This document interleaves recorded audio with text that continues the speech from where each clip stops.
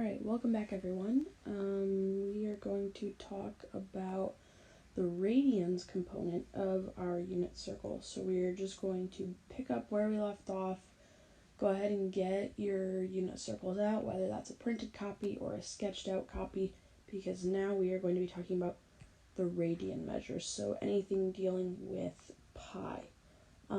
Again, you'll see here that I've already kind of set this up with my color coding.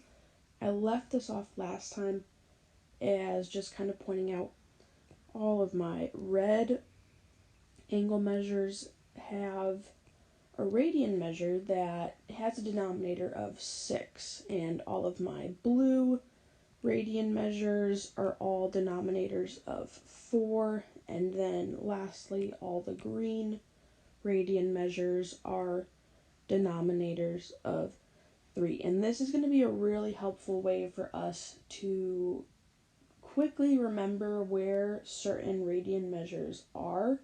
And then obviously it's just going to help us be able to fill out and recreate the unit circle perfectly every single time. When we are doing radian measures, I'm going to more or less explain it to you as counting out slices of a pizza. If you can count up to 12, you can fill in all of these radian measures. We're going to start with all of our 45-degree angles. Okay, so I know that this angle measure in the middle is 45 degrees. We talked about that last time. This wedge is directly halfway between my positive x-axis and my positive y-axis, so I know that this is a 45-degree angle. Okay. It turns out that there are exactly 8 of these slices all throughout my unit circle. So if I create another 45-degree wedge here, another one here, another one here, I've now made 4 of these wedges, and then 5, 6, 7, and 8. Okay. Again, we can kind of derive this by realizing that when I start on my positive x-axis, I have gone 0 radians. I know that there are 2 pi radians in a full circle, so that's after I've spun a full 360 degrees, I've gone 2 pi radians. So I know that if I go half of 2 pi, well, what's half of 2? It's just 1 pi. Okay, and then we've sort of started to derive this idea from there. So now what's half of pi? Well, I end up with pi over 2. Now the real question is, well, what's half of a half? And you want to imagine this like a $1 bill.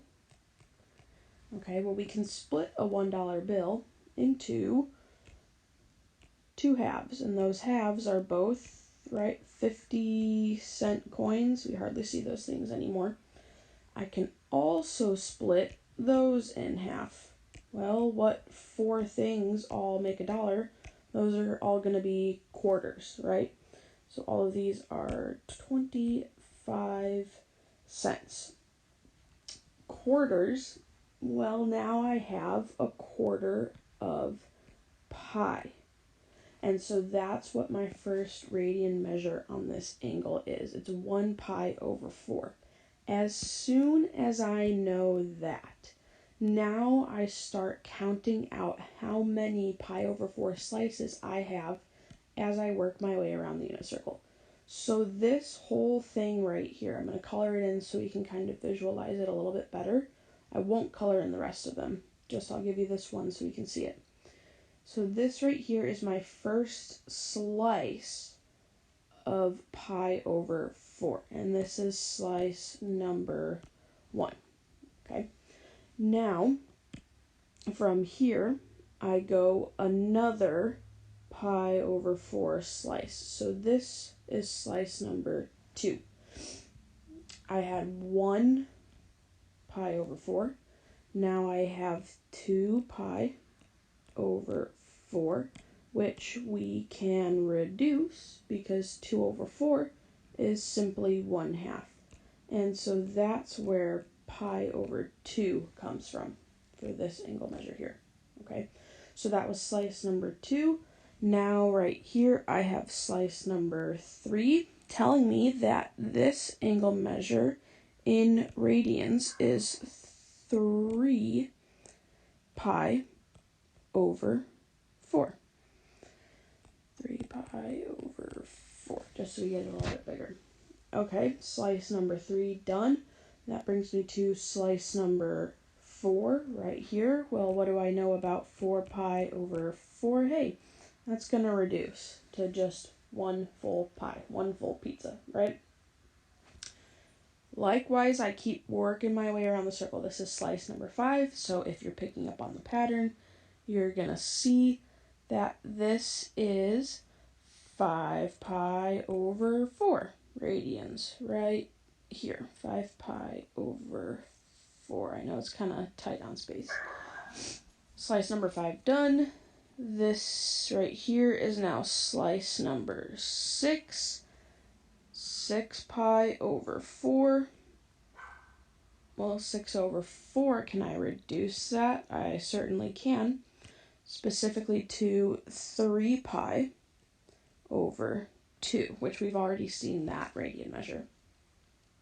So this was slice number 6. Slice number 7 now gets me 7 pi over 4 for this angle right here. And then my 8th slice gets me 8 pi over 4.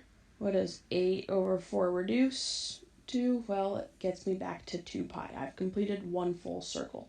Okay, I know this is really busy. The only thing you're really going to need to fill out on your unit circle are any of the radian measures I included here in the middle. The numbers on the outside, that's just more so to help you keep track of how many slices we've gone. But to reiterate, I had 1 pi over 4, I had 2 pi over 4, I had 3 pi over 4, 4 pi over 4, 5 pi over 4, 6 pi over 4, 7 pi over 4, 8 pi over 4. So if you can see, if you can visualize all of those little pi over 4 slices, you're going to be able to figure out your radian measures pretty easily with the pi over 4s. Next, we're going to talk about our smaller wedges. So again, let me start my setup by saying, well, I have 0 radians here. I have pi radians over here. I know I end at 2 pi radians. I know my 90 degree is pi over 2. And I know down here is 3 pi over 2. Okay, well, last time we talked about all of these wedges are a 30 degree increment. 30 relative to 90 is 1/3. So now I need to know what is 1/3 of pi over 2. Well, that's like saying divide by 3, which is the same thing as saying times 1/3. So when I go across this way, I end up with pi over 6. So now I'm adding slices of pi over 6 this time. So before it was increments of pi over 4. This time I'm going to be counting out pi over 6 slices. So I have 1 pi over 6 here. Now I'm going to kind of double dip. And what I mean by that is when we do our pi over 6s and when we count out our pi over 6 wedges, we're going to end up filling in all of our green angles as well.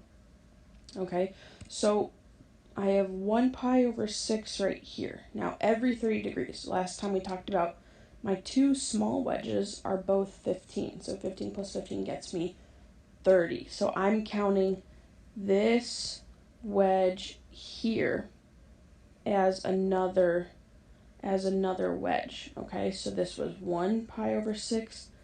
This wedge is now 2 pi over 6. Well, here's the thing. 2 pi over 6. What do I know about 2 over 6? I know it's going to reduce to 1 over 3. So 2 pi over 6 is going to reduce down to 1 pi. over 3. And we're going to want to simplify these fractions as we go along. So instead of writing 2 pi over 6 for this radian measure, I'm going to call this pi over 3. And now I keep counting. So that was just my second slice. Another 30 degrees. This is my third slice. Now I have my fourth slice. 4 pi over 6. Will this reduce? Yes, it will, to 2 pi over 3. So 2 pi over 3 is my next radian measure here. That was slice number 4. Slice number 5 gets me 5 pi over 6. 5 pi over 6. And then my next wedge is going to be my 6th wedge.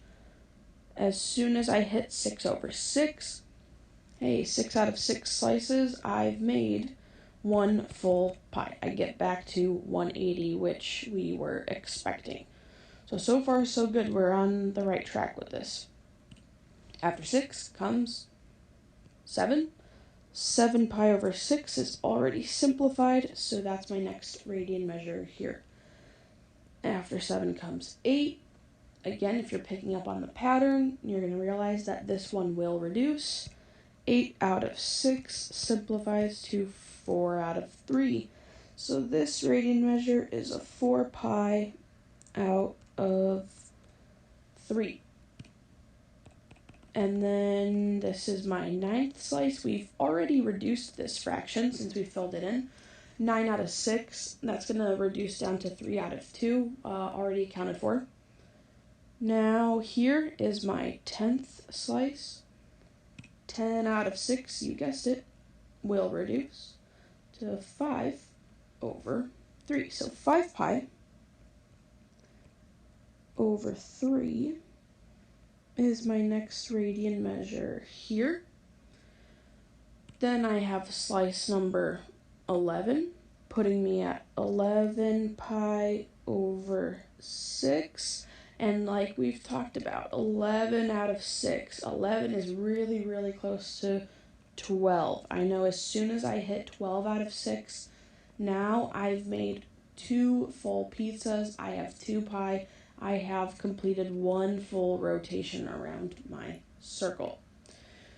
Again, I know this part is really busy. You need to be able to fill in these radian measures here. Everything on the outside is just to illustrate the counting idea. So again, I have 1, 2, 3, 4, 5, 6 slices, 7, 8, 9, 10, 11, 12. We just count out all of our little wedges around the circle and reduce our fractions along the way. If you can count it out, you can figure out what your numerator of your radian measure will be. Your job is to just kind of remember that I'm either counting pi over 4 slices or I'm counting pi over 6 slices, depending on which angle measures you are working with. That's all for now. I'm going to do another video where we'll talk about all of the coordinate points. And then I think I'm going to do a separate video just kind of talking about some specific patterns that we see throughout the unit circle. But here it is, all nice and clean. Again, we can see anything that's a red line has a denominator of 6. This will be touched on later, why that's important. Anything with a blue line has a denominator of 4. And then anything with a green line, all of my angles that are closest to the y-axis are going to have a denominator of 3. As always, if you have any questions, let me know, but that's it for today. See you guys.